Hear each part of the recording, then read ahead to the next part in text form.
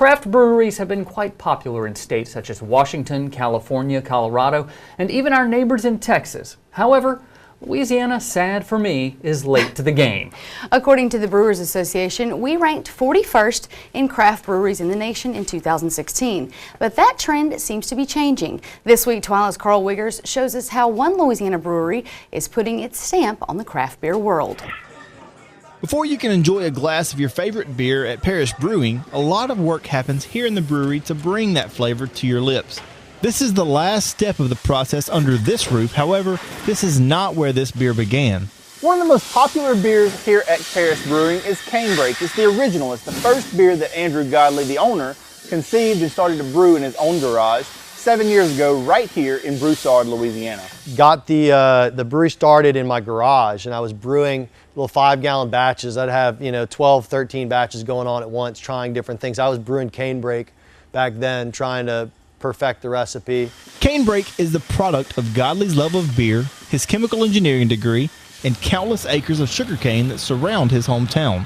He would take his dog for a run through the cane fields around his house and plan what we know today as Parish Brewing. Sugarcane just like popped. It was just obvious this is a major Louisiana staple, and so I immediately started brewing beers with sugarcane in it. It makes Canebrake a very unique, one-of-a-kind beer. I don't think there's another beer in the world that's made with sugarcane syrup like that.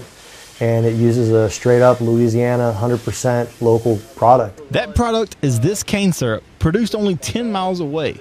Leslie Ferguson is a longtime fan of Parish Brewing and works here in the tap room. She says her guests are always excited to hear a name they recognize being used in a beer they love. And people are always really interested and really excited about the idea that we do not only use Louisiana products, but that it's a name that they recognize. Everybody recognizes Steen's cane syrup. Not only is it unique and differentiated in the grand scheme of beer, but it's truly local. Nobody can make a beer more local than Canebrake.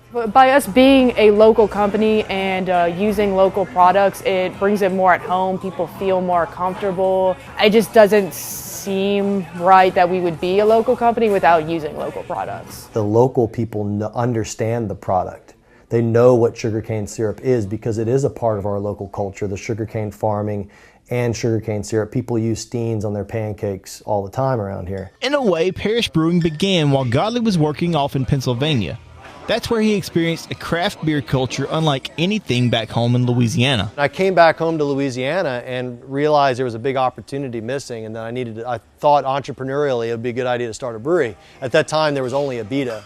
Godley knows that Louisiana consumers love to eat, drink, and have a great time. But those consumers also want quality, and that's what his local brewery is bringing to the table. Local beers are always the freshest beers, and the freshest beers are always the best beers.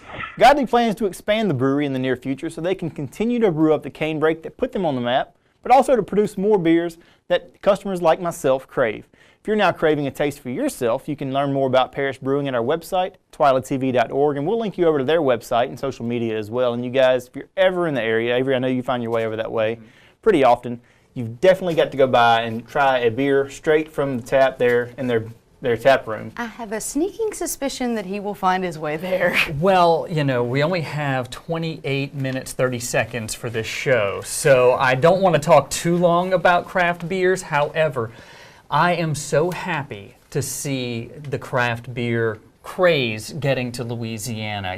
When I went and interviewed Carlos Knott over at Bayou Teche Beer, he was talking about how when he was in Europe in the Army, every city you went to had its own brewery and had its own flavor. And we're starting to get to that point with Louisiana because we've got NOLA Brewing, Tin Roof, Crying Eagle, Great Raft.